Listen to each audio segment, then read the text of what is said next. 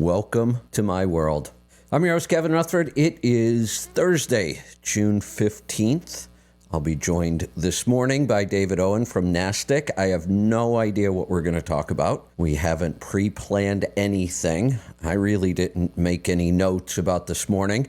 I just kind of figure when David and I start talking, we'll probably come up with some things and some ideas. So we'll do that. We can also take some phone calls, so we'll open up the phone lines.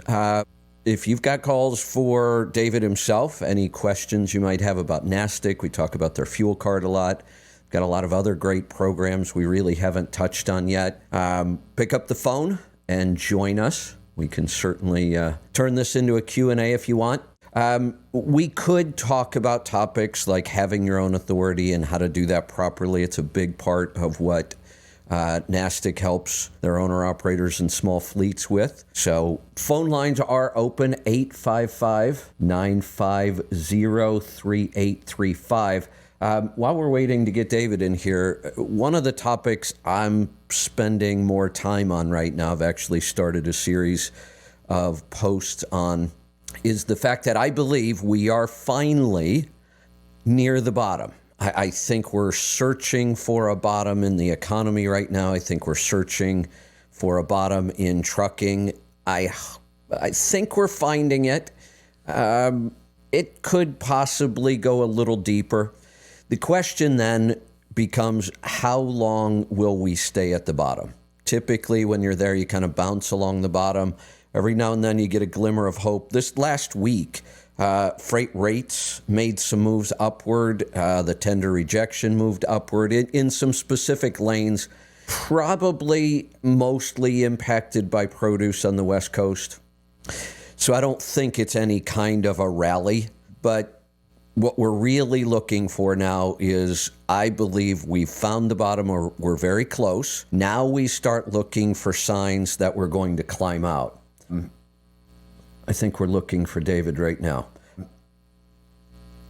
I don't know when we're going to see those signs. If I had to predict, and I don't like to predict, and especially right now, it's kind of complicated.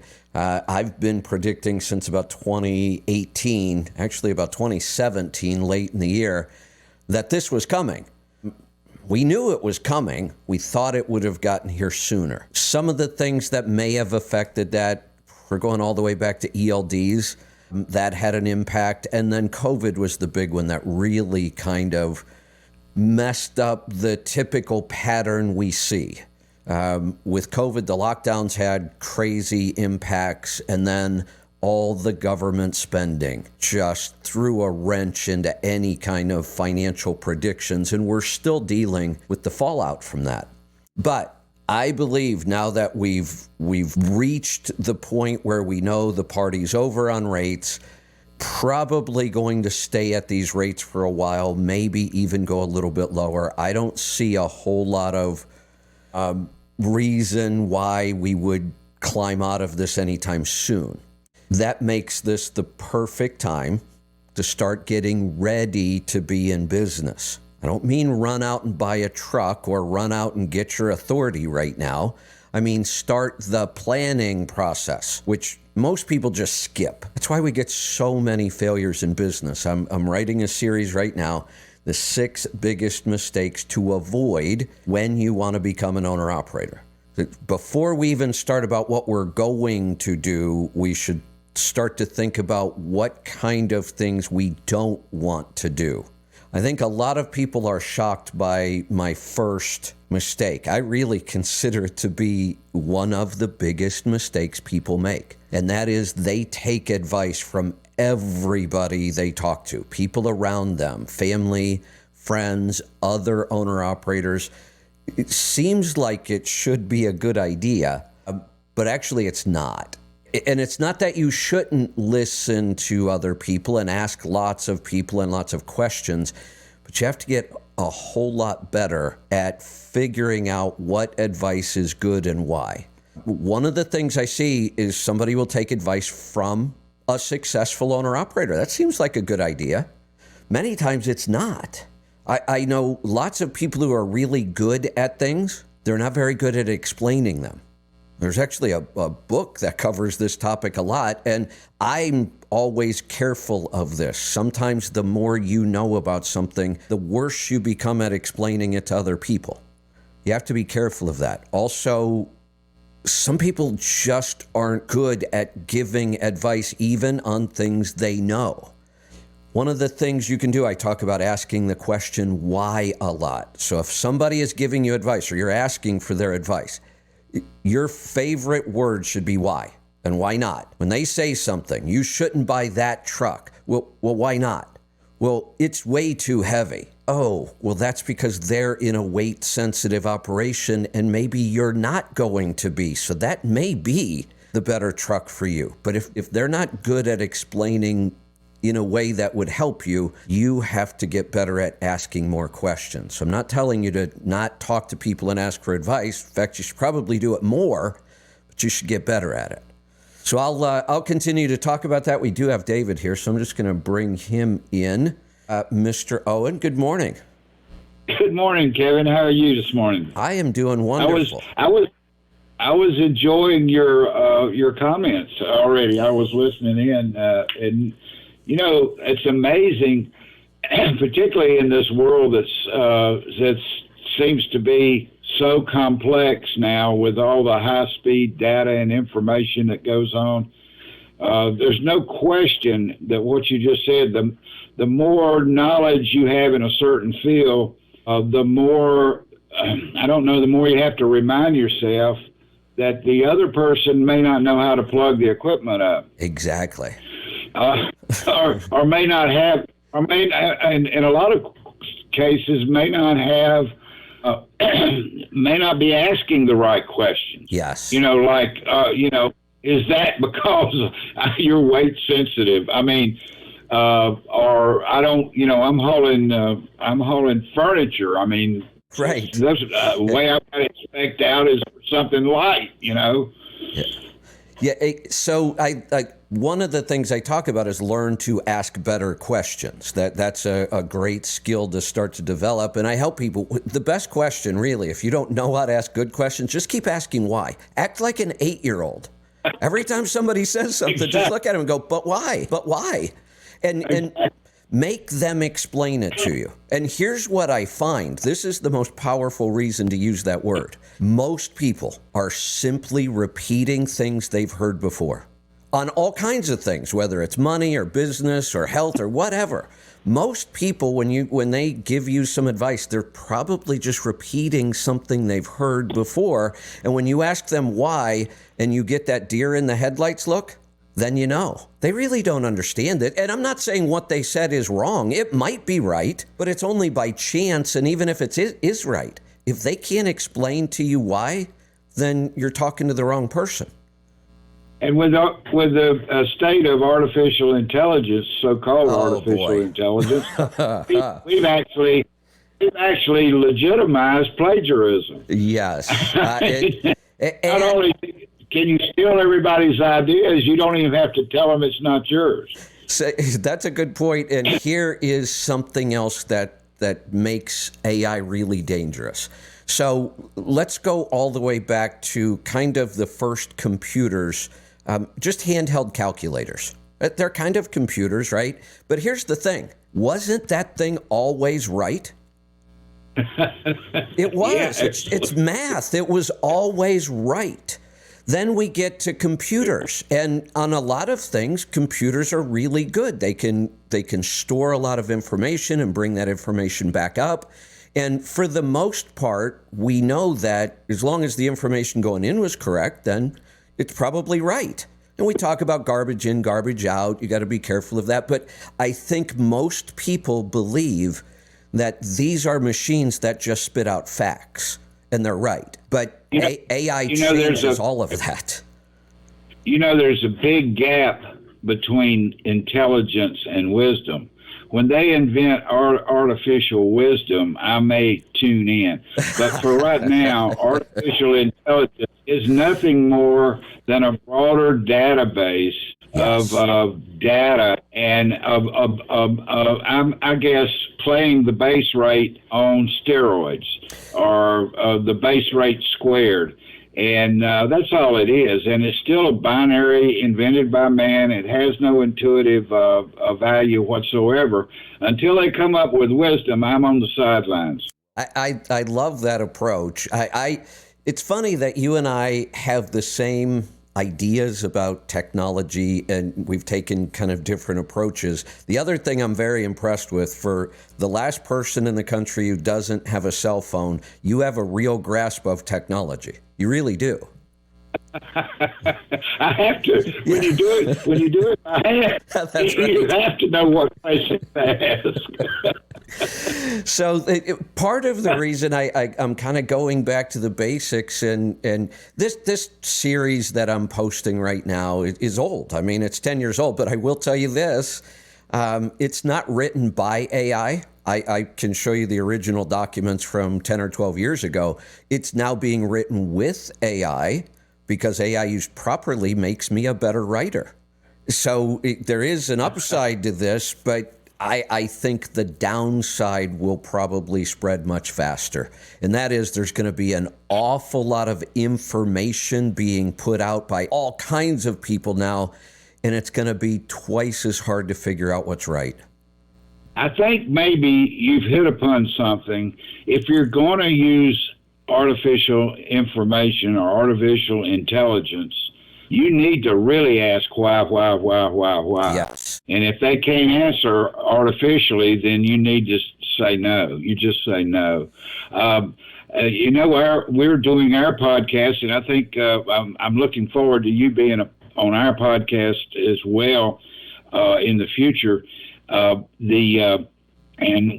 the title of our podcast, it is basically to NASTC members. It's an internal podcast, but and we've already talked about maybe expanding it to your tribe as well. But the name of the show is Trucking A to Z, and I've toyed with this idea, and I've taken a page out of Sesame Street.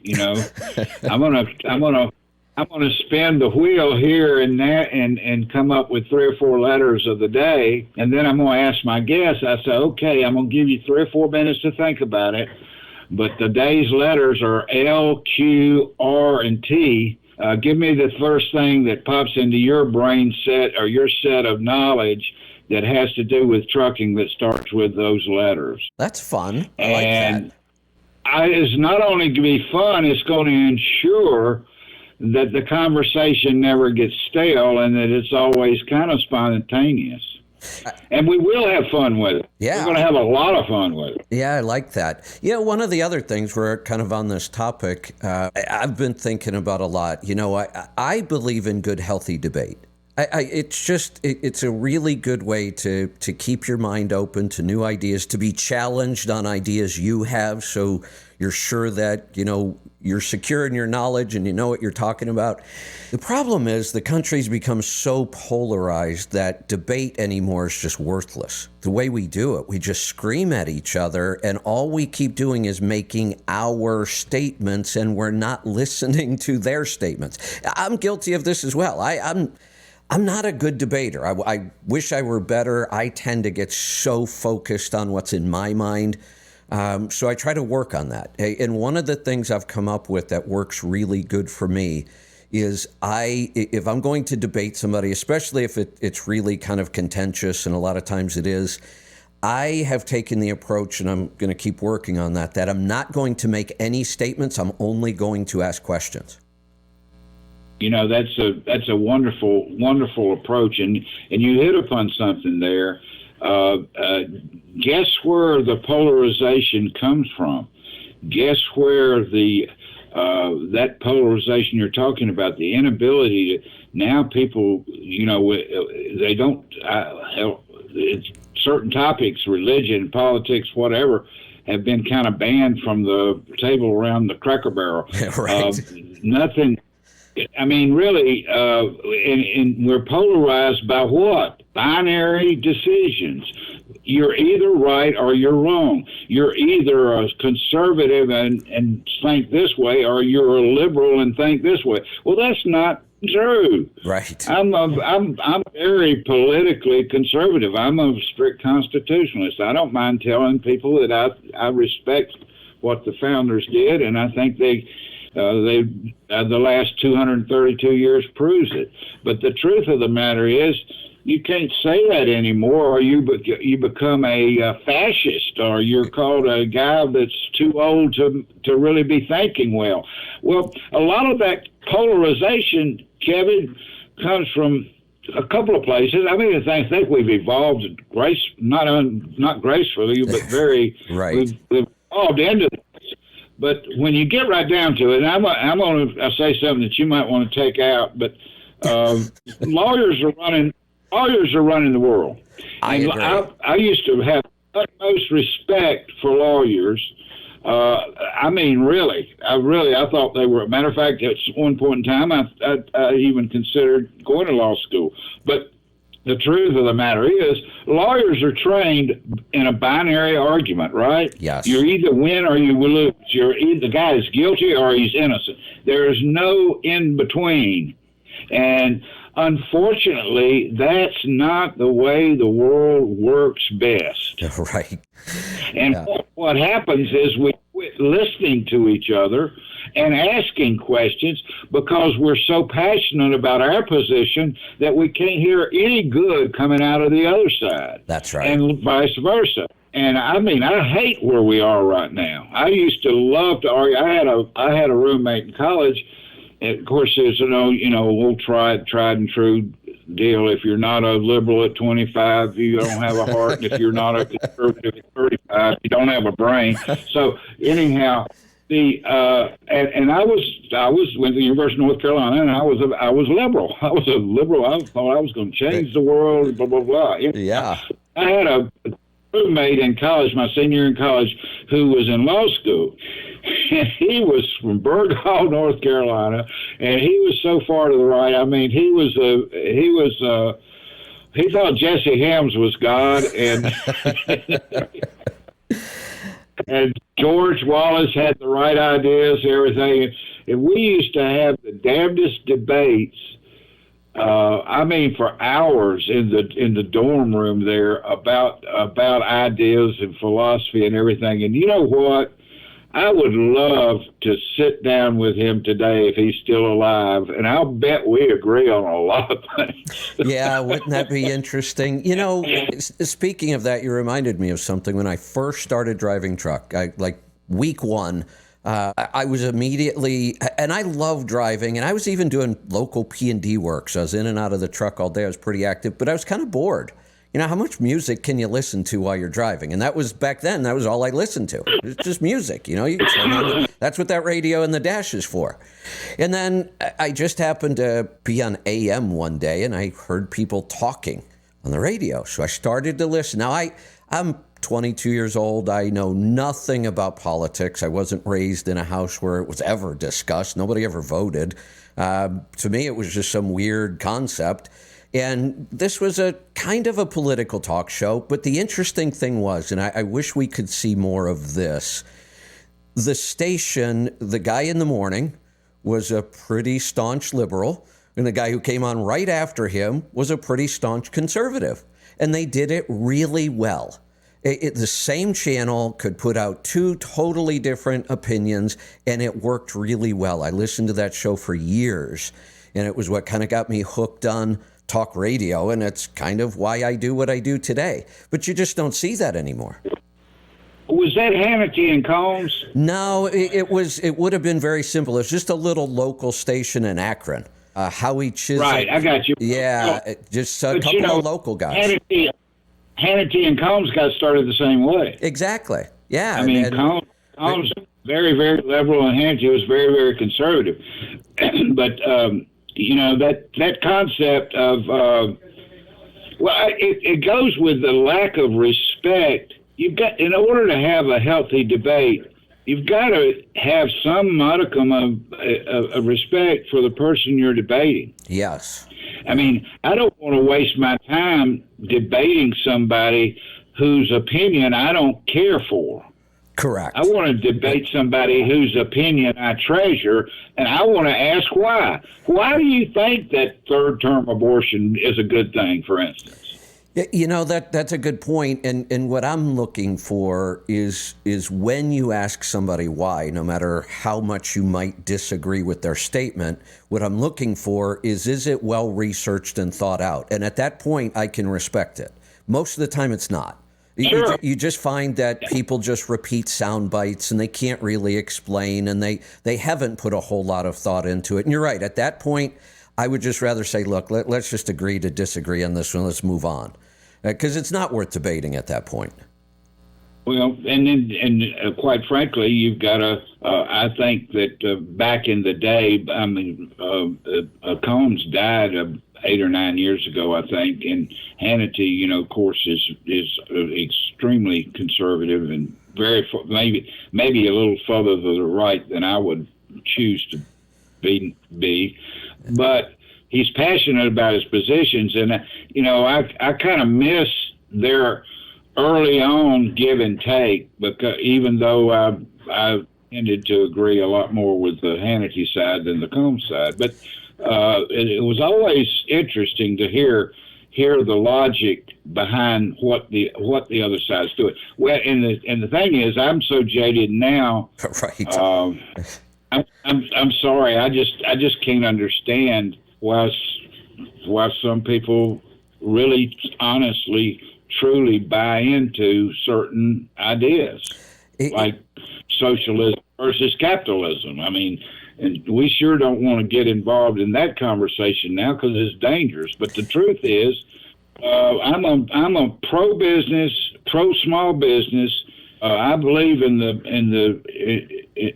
the capitalistic system. Now, I will say this: pure capitalism doesn't work any better than pure democracy. Correct. Pure capitalism would be just as disastrous as maybe even socialism. But if our government did their job and reined in some of the monopolies and quit making, you know, picking winners and losers outside of the marketplace, I think our capitalist system would work a lot better. I agree. There's a book I read, and I typically don't agree with a lot of what well, maybe it's about half and half. It's one of those things that there's quite a bit I do agree with what he's done and said, but there's an awful lot I don't. It's actually the CEO of, well, it's hard to say now that Amazon's took it over, but Whole Foods. He wrote a book called Conscious Capitalism, and I really liked the idea of that. It was capitalism, but it wasn't just pure money based. It was what's better for people, what's better for the economy, what's better for our world, and we can still be capitalists and make those kind of decisions. You know, I can call myself a capitalist and a tree hugger at the same time. I love the environment. I don't want to destroy it, but I also know that there's some trade-offs we have to have. You know what I don't understand about of that particular issue is how the environmentalists, and I don't want to call them names, but the green group, I'll try to be as kind as possible. I'm a tree hugger. I love trees. I love plants. I love the planet. I love clean air. I love clean water. I'm all for it. We've made greater strides in the last 50 years than any country has ever made in the history of man. But I cannot understand why the tree huggers think CO2 gas is harmful for the planet. It's kind of necessary. That's what plants thrive on. Plants thrive on it. That's what makes them grow, for God's sake. That's what stimulates the photosynthesis. Exactly. I mean, so there's one point I'd love to debate with somebody whose ideas I respect. I've done that, and I've got a pretty standard argument on this whole thing, is that we have a lot of people who just deny that climate change even happens. Well, wait a minute. Let's not be ignorant about this. There was a time, well, they taught this in elementary school anyway, that all of the continents were one giant land mass. They broke apart. Sure. That's kind of a big change, right? So there have been ice ages and then not ice ages. This planet has been changing forever based on our understanding of it, and I'm sure we're probably wrong about a lot of stuff. It's going to continue to change. Then the next question is, do humans affect that? How could they not? How can you put 7 billion people on the planet doing the things we do and not have an impact on everything? Of course we impact this. Where I stop is we're not smart enough to know how to fix this yet, so we should stop until we understand things better. You're exactly right. The climate change issue is nothing more than a change of the buzzword. They went to climate change because that's all. Right. And they stopped talking about global warming because they found out the globe was cooling instead of warming. And climate change is a broad term that they've tried to identify as a negative thing, but climate change is totally essential to our survival. Climate has to change. It has to be in flux. It has to adjust for certain things. And I just happen to believe that somebody a whole lot smarter than the UNIVAC, biggest computer in the universe, is in control of that kind of thing and does it for good reasons. There was a reason why the continent split up, if that's what happened, and I'm sure I believe that's what happened. It just makes too much sense. If you take the seams of Africa and South America and the United States and kind of hug them all together, it's right. A pretty good fit, even though it happened maybe a billion years ago. It's almost like somebody took a puzzle and just spread the pieces apart. Exactly. Yeah. So it makes sense. And if we're headed for another alteration that either shortens the existence of mankind or lengthens it, it'll be in his hands, I think, not ours.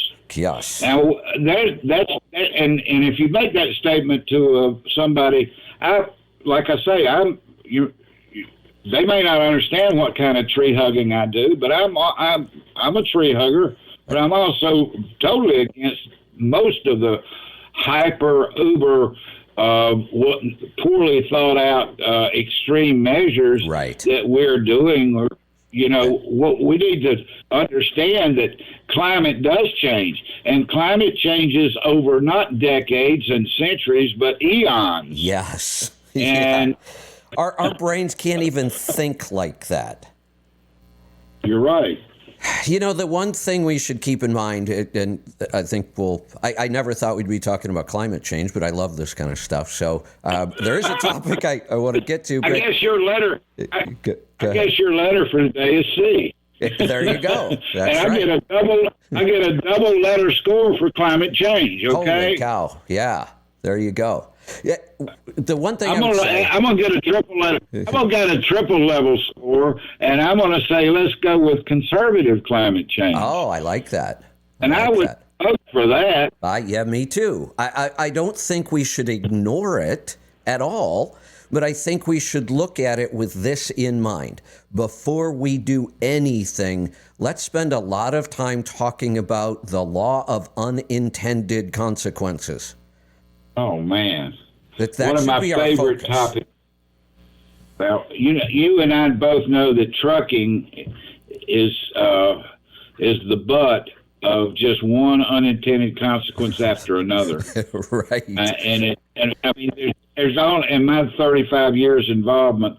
It's an unintended consequence every week, every month.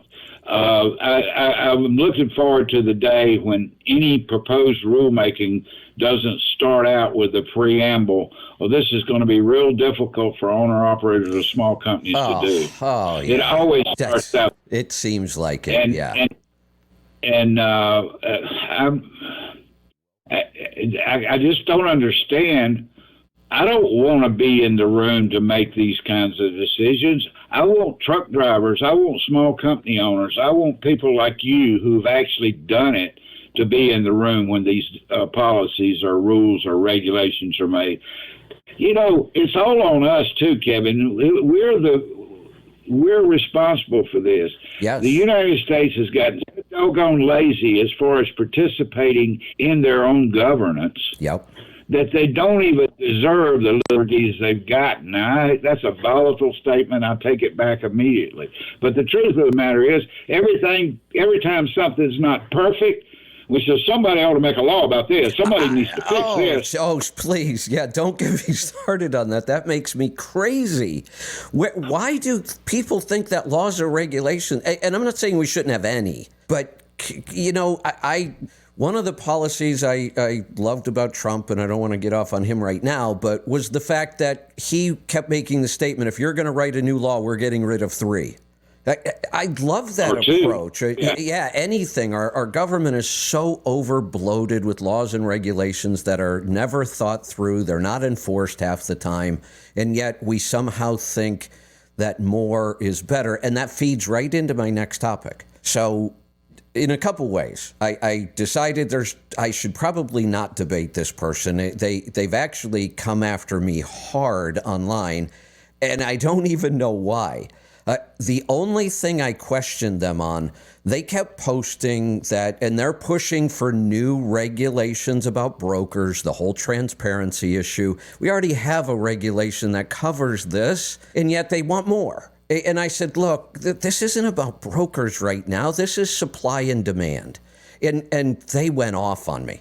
Oh, you have no idea what you're talking about. And I just kept trying to either ask questions, and they wouldn't answer them. So then I had to start making some statements. Go ahead. Yeah. I was invited and went, and I testified, this is 15 years ago, in front of the House Judiciary Committee about fuel prices in America. And at the time, fuel prices were spiking. And because I did that, I got a year's subscription to the Congressional Record. Well, the Congressional Record started back in the beginning of, 75, 100 years ago. I don't know what it was. When it first came out, it came out quarterly, and it was about 4 pages long. And what the Congressional Record is what committee is doing this and what committee is doing that and what committee is doing that and where is this bill and all this stuff. And it was really, really, well, when I started getting it, I was blown away. I got it once a week, and it was 78 pages long. We asked Congress to fix everything. And what's wrong with today is they think, and they hire staffs of really smart young people to get all this data and get all this artificial intelligence and go on their computer and to determine the perfect tensile strength of a 412 18/Q screw to put in an air conditioning.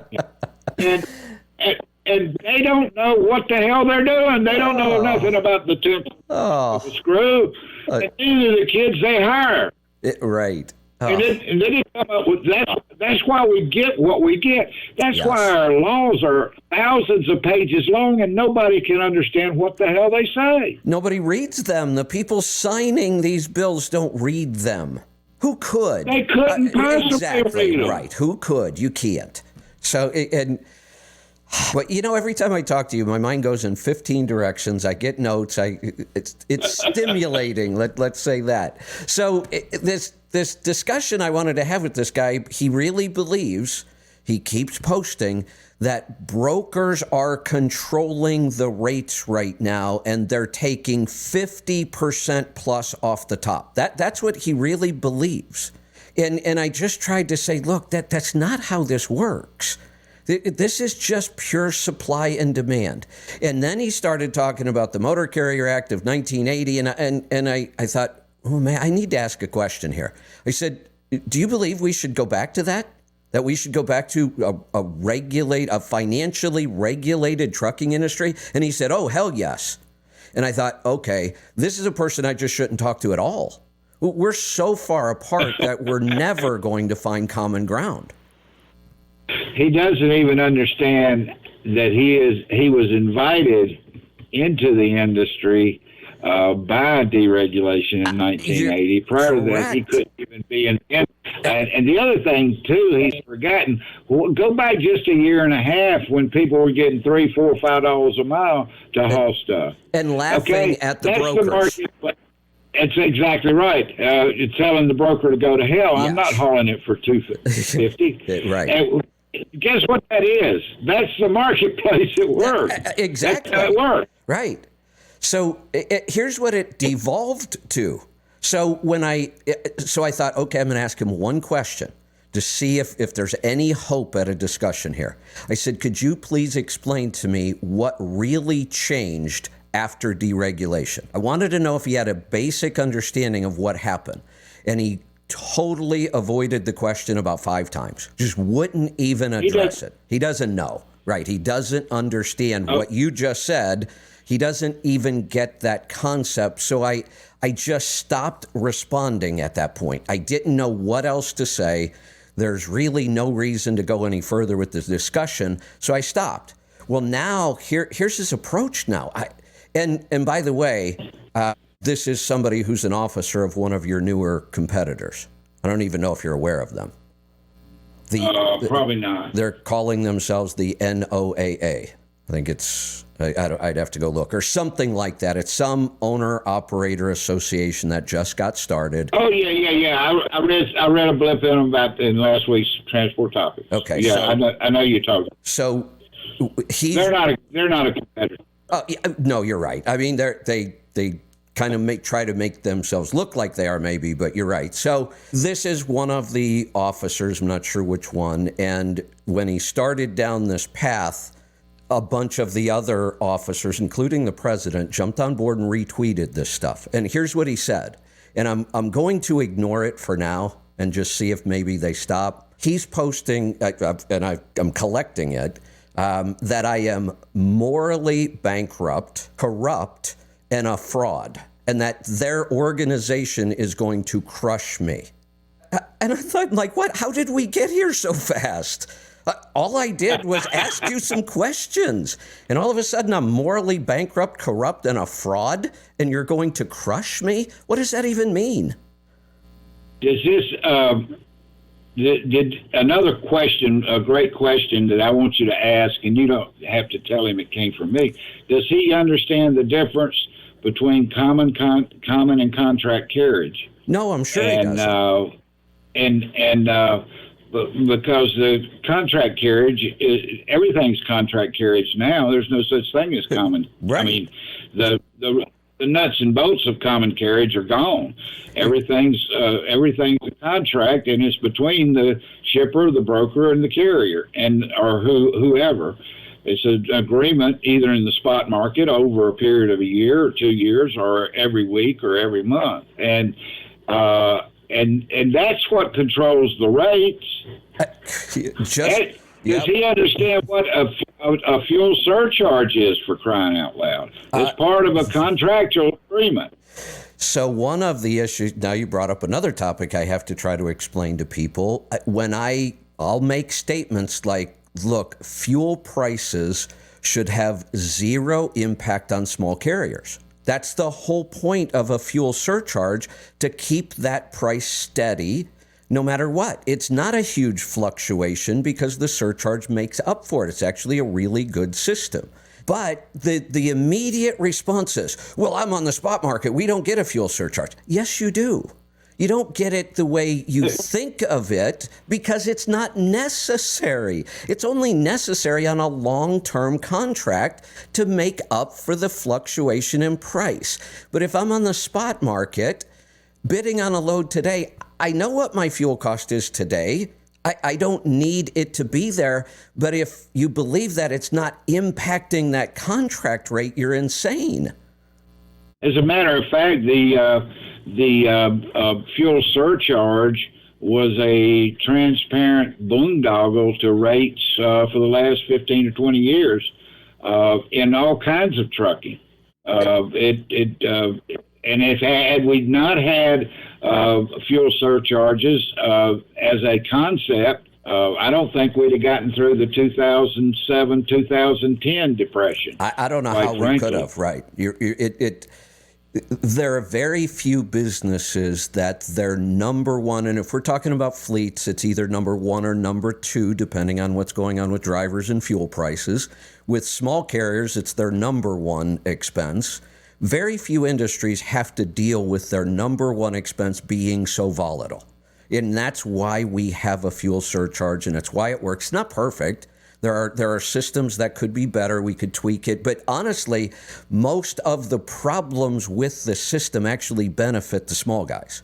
I have guys getting 9, 10, 11 miles to the gallon now. And when their fuel surcharge is based on 6 miles to the gallon, which is kind of the standard, they're being paid to pump fuel into their tank. Their fuel surcharge is bigger than their fuel cost per mile. And Kevin, our group of best brokers, we've talked about the volatility of pricing in the spot market. We talk about that a lot. But we've gone to our best brokers. We have a group called their affiliates. They're about 100. I think we have about 160 brokers. They're some of the best brokers in the country, and we've gone to them about even to try to it's all fluff. This has no meaning at all. You're exactly right. The fuel surcharge is described to cover a continuing contract that goes over a period of time, not the spot market. And the broker is telling the truth when he says, hey, the fuel surcharge is in the rate. I'm going to give you $2,000 based on today's fuel prices.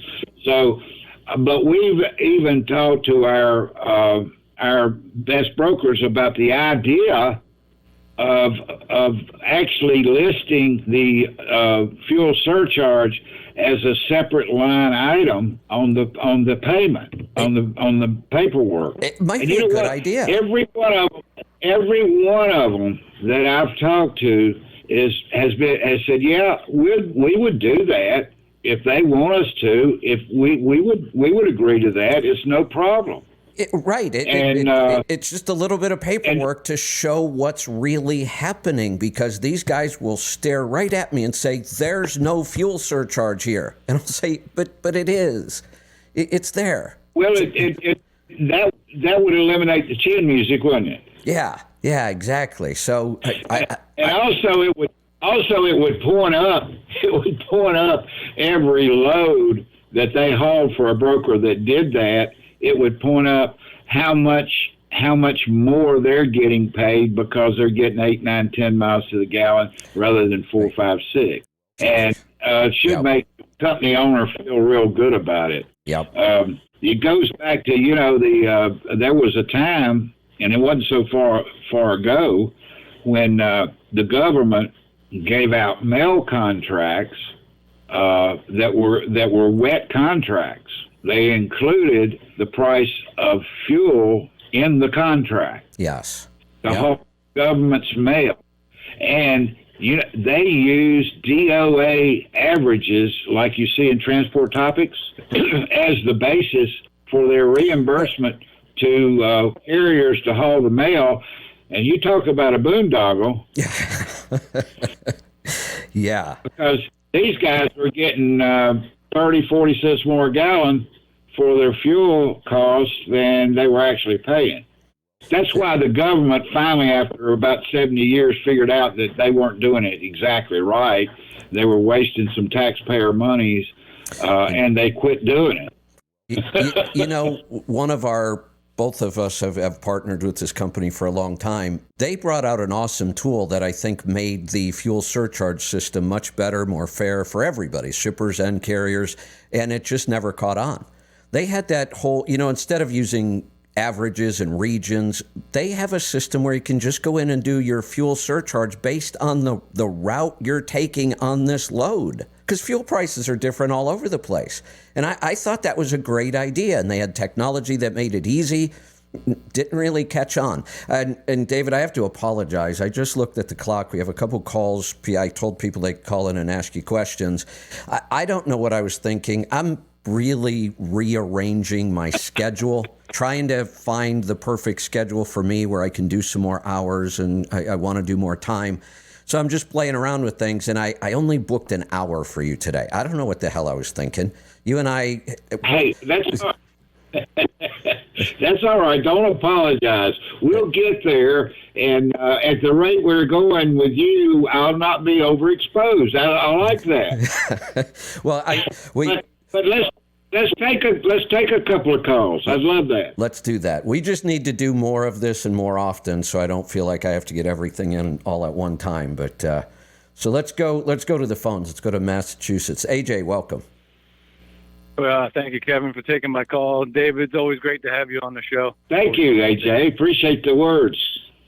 So I want to become a member, but not quite sure when I can make it down to do the required NEST class. So is there a requirement on how long before you got to take that, or you got to go to the next one comes up with the... Well, we do them. We do. The NEST stands for a New Entrant Survival Training Class, and we do them once a monthly. I teach them. We spend a full day together on Friday, and then Saturday we have bonus training. And the Saturday program is about getting you certified to do on-site collections, which is for drug and alcohol testing, which is really, really important for small rural-based carriers, and also to drill down deeper into our software, our proprietary software program that kind of connects the dots and makes things work easily for small trucking companies, called Mystic. So it's basically 2 days. We do them once a month. Is it AJ? Yes. AJ, we do them once a month. So usually the third Friday of the month. Actually, I'm doing one tomorrow. So if you want to get a late plane, jump down here, and you could do it as early as tomorrow. But they're actually, Kevin, and I'll tell you this. This is 35 years of talking to trucking company owners. And it's the most exciting, by far the most rewarding and interesting thing I've ever done. And I do it, and I will continue to do it as long as my brain continues to function at a reasonably sane level. So yes, you can sign up. Call me. We've got our. I can put another seat in the room tomorrow if you want to come. But it's available every once a month, every month, usually the third Friday in the month. Let me make a comment here for AJ. Okay. AJ, I think what you need to do right now is make just a small mental shift about this. So I kind of hear you're saying, I really want to be a member, and you should. There's lots of great stuff here. And I have to go through that class to get it done. Make a mental shift. I don't want to say that the membership isn't important. It really is. There's a lot of great stuff in there. I think the class is more important for your success. You should approach it that way. That it's not something I have to get done to become a member. This is one of the most valuable parts of the membership. There's so much good information in here you need. So you should make it a real point to just get there and do it. Oh yeah, I'm looking forward to it. Good. I'm leased to a carrier right now. I'm just being patient on getting my own authority which is the right way, just like I did when I bought the truck. Yeah, and I hate Go ahead. When you do decide to do that, we can help you with that too. We have a New Authority Plus program, and we can generally get you around to second base and eliminate some of the thousands of phone calls you'll get just as soon as you hit the button to get your authority. Oh, boy. And we also put you on a world-class drug and alcohol testing program, to put you in a world-class BOC3, which would probably need some explanation, send you through the NEST class, and put you on our insurance program, which always saves a new entrant several $1,000s. Let me take back always, most times, saves him several $1,000s. David, that's one of the things you and I need to spend some time on. You have awesome material on this. I actually started a course a couple of years ago because I really started to see some signs in the industry that getting your authority may become much bigger. AB5 and a lot of other things kind of leading us to that. And so I started working on a course myself, put a lot of time and effort into it. Unfortunately, I chose the wrong partner. Truckstop.com was paying for everything and brought in the film crews and brought in a team to help me with the course. It's all my content, and they became part of the woke culture when high tech bought them out, and I'm kind of fighting over that material because there's some really good stuff in there. Fortunately, I have somebody on the inside, and I think I'm going to be able to get it. But you and I'd really like to sit down. Your course is awesome. I think that this is going to become a bigger issue, and I don't want to take a lot of time on it now. We're going to jump into another call here, but we'll talk about that. John in Minnesota, go ahead. Talking about the same thing that AJ was, just wondering, where is the actual course located? Great question. That's the first rule in marketing, right? You need to know where it is you're trying to get to. Well, it's just fortunately for you and everybody else that's listening to this, we're located in the center of the universe, which is Nashville, Tennessee. We're right outside of Nashville in Hendersonville, Tennessee, up on Old Hickory Lake. And get a load, come to Nashville, hang around for a couple of days after the NAS class, go to the Opry and go to the Country Music Hall of Fame, and go downtown to the Honky Tonk District, visit. Nashville's the hottest town in America right now as far as good things happening. Everything that's happening here is wonderful except for the rapid growth. We call it the city of cranes now. We got more growth going on than's probably healthy, but we get a lot of people that want to come to Nashville and use the New Entry Survival Training class as an excuse. Hey, David, I lived in Orlando during that boom when they were the fastest growing city in the country. They would switch back and forth between Vegas and Orlando during that time. The joke was you had to be careful. You could come home and end up walking into the wrong house because that morning your house was the last one on the left and now it isn't anymore. Exactly.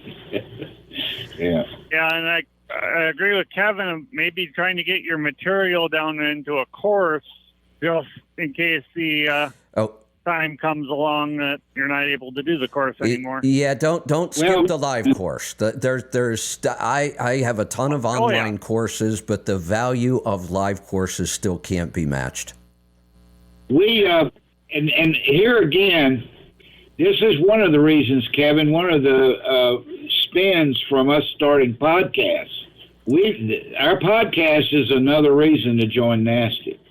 Our podcast I got really discouraged knowing that we'd have 450, 500 people at our annual conference, and that only represents 1/10 of 1% or less of our actual membership. So that's really the only opportunity for them to meet our real smart people, you guys, face to face.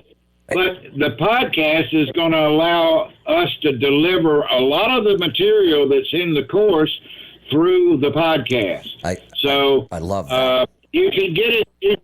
You can get it live, or you can get it through osmosis through the podcast. It's just going to take several years to get all the data that you would get by spending a couple of days with.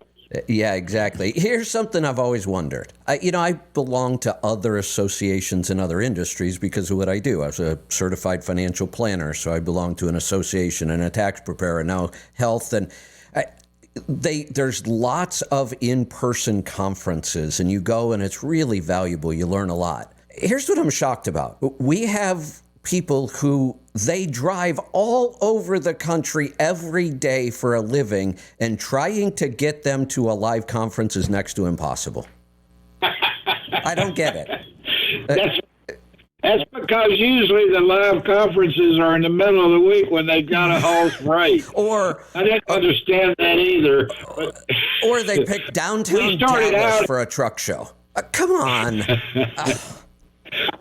We started our annual conferences, they were originally on Saturday. They were called seminars. It was the only day of the week that a small carrier could take the phone off the hook Right. and get here. Yeah, good And point. then we moved backwards. And now we're Thursday, Friday, and Saturday. But we're definitely not the middle of the week. We've designed our meeting to where they can come and actually stay an extra day or two and think about nothing but country music and having a good time rather than trucking.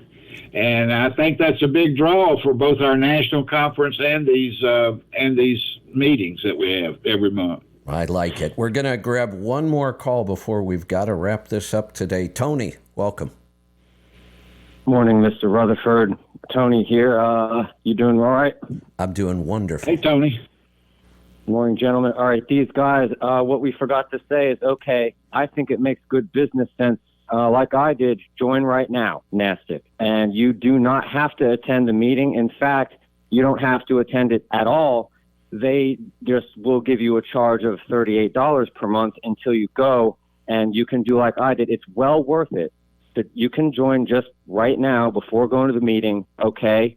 Just join it. Get those fuel cards coming, and then just book your flight in there for the next Friday that you can, like I am. I'm sitting here right here. I'm going tomorrow. Oh, but awesome. I joined before. Not too late for you to get down here also, Kevin, by the way, just aside. Speaking of... It's a little late for Kevin because he's not going to fly. That's right. Sitting right here. I'll be there tomorrow, but get those fuel cards coming. It's well worth it to get those fuel rates, get those cards coming in the mail. For me to Tony, get there... thanks for that. Thanks for that. Let me flesh out exactly what Tony's saying, Kevin. Because we know it's very difficult to get here, and a little bit expensive, even though we try to hold the cost way down. The truth of the matter is we developed the program that he's talking about. You can become a NASTIC member without coming to the conference, but you have to go on certain elements of our management and safety program as a leap of faith without really having them explained thoroughly to you. That's what he's opted to do, and we charge you that's the lowest rate that we have for a management. That's the bare bones deal for a management safety program, and we charge that until they come to the meeting if they're less than 5 trucks. So I like that. It's kind of using leverage to make sure you guys eventually get to hear what I've got to say. That's right. It's kind of punitive, but you can think of it in a constructive way. Or you can just say, hey, just don't come and just pay the $38 to not come. But that's, of course, Kevin's going to say it's the wrong way to think of that. Before I exercise my stress muscle on brokers, there's probably not time anymore, but we could, for all my fans out there in the I Hate Brokers network, we can ask Mr. David about that broker or no broker directory or Shipper Direct load board that they're working on, or is that no more? I'm real excited about that, of course. This is a topic that I think Dave and I are going to spend a lot of time on. I think this could be one of our most powerful partnerships is coming up with tools and ideas and ways to get good small brokers to interact more and build relationships more with good small owner-operators and carriers. That may be one of the most powerful things we could do together. So I think we're going to spend a lot of time on that. That's in the works. Good idea. It's closer to a reality than anybody knows. Don't mind telling you, it's a program that I've been thinking about for 35 years, and quite frankly, there are a lot of variables that the marketplace makes it difficult for very small carriers to have the same benefits and access to freight as large carriers do. And when freight tightens up like it is right now, the first ones to go are you guys, the first ones to suffer, and the rates are you guys. I get all of that. That's the marketplace at work, but the idea that we're working on has to do with an elite, small Marine Corps type group of brokers that will agree to certain terms and conditions of carriage that are beneficial to small carriers. And we actually call the first night of our conference in Nashville every year. It started out as a trust forum, and we invited our best brokers and our carriers in, and they threw biscuits and napkins and everything else at each other for 2 or 3 hours for several years. But they were talking. They got to talking, and they earned a little bit of mutual respect for each other. They learned a little better understanding of each other's position when it comes to the marketplace and rates and all that. And it's helped. We want to expand that and take that through our concept called Lodestar, LODESTAR, which is load opportunities, data exchange, shipper terms and rates.